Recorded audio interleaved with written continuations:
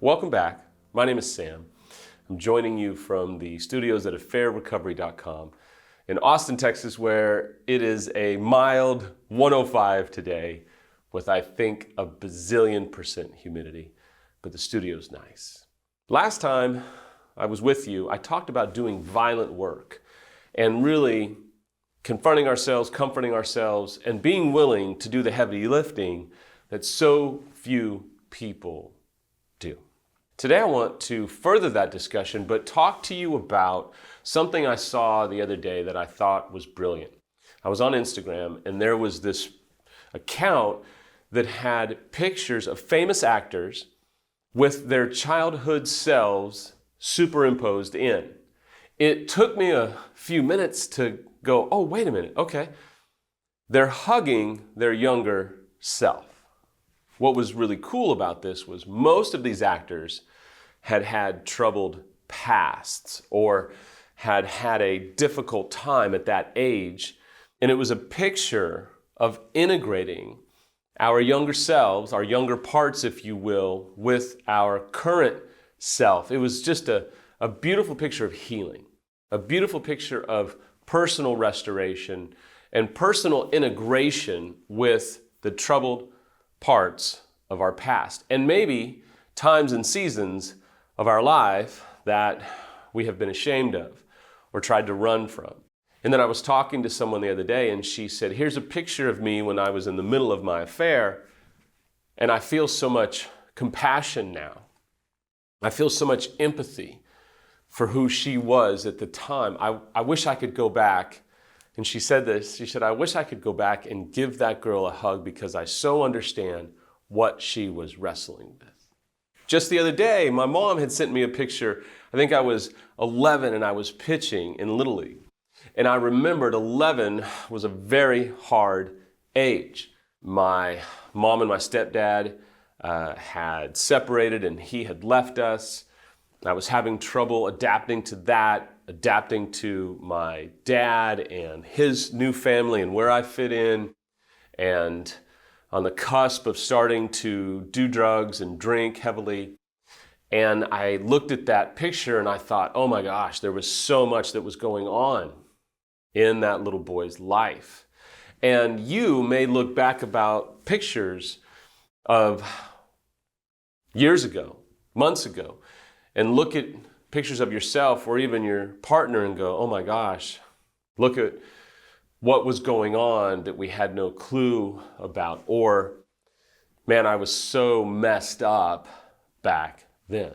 I will tell you that our personal healing, whether we're unfaithful or betrayed, really does hinge upon how well we can integrate these younger parts of ourselves and how well we can heal the parts of ourselves that we have been afraid to talk about. I've brought in Michael Webb before. I've brought in other therapists to talk about developmental trauma, because what has happened to us in our past affects our healing right now.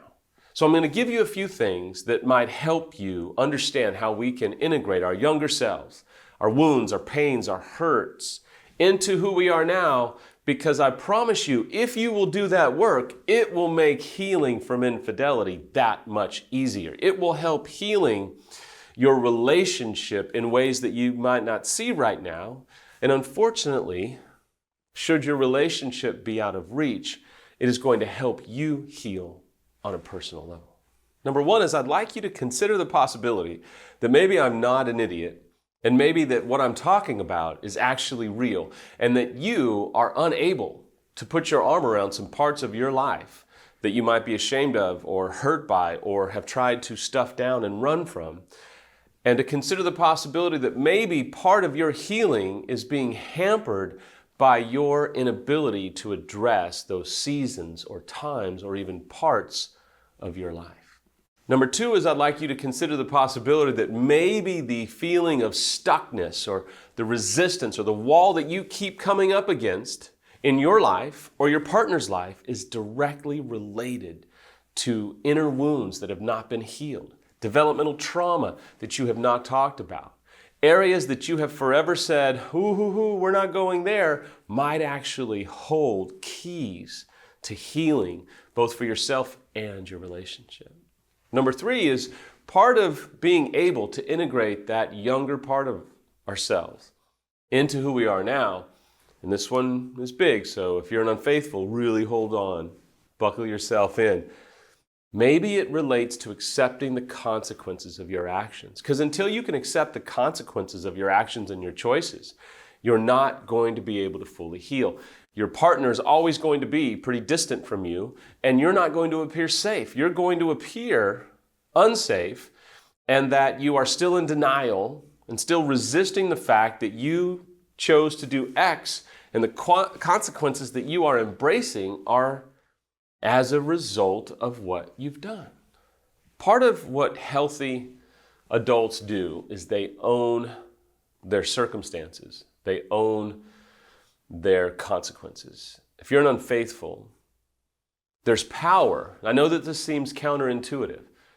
I honest to God believe it. There's power when you can simply own what you've done and embrace it and not have a self-righteousness about you. Remember, doing work produces a self-awareness which brings about a kindness and a self-knowledge of, hey, I know who I am and what I'm capable of doing. I'm no longer wanting to be self-righteous or self-justifying of my choices. I just want to own the fact that I have completely blown up my life and walk it out and embrace it and do everything I can to heal myself, but also heal my partner who I have violated and wounded. But there is power in us no longer having to constantly defend ourselves, but embrace what we've done, own what we've done, and walk forward with kindness and humility and self-awareness. I think if we can do this work, there comes a point where we're able to put our arm around parts of our lives and say, it's okay. I'm no longer going to run from this part of me. I'm no longer going to hide from it. I'm not going to be embarrassed about it anymore. It's not that I have to go on the road, right, and do this big, look at all the things that I did now. No. This is a personal moment. And you may be at a point where you can share this with your partner, or you may not be. But this is a personal moment.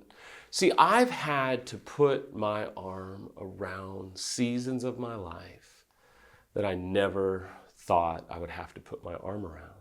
But until I did that, I never experienced integration.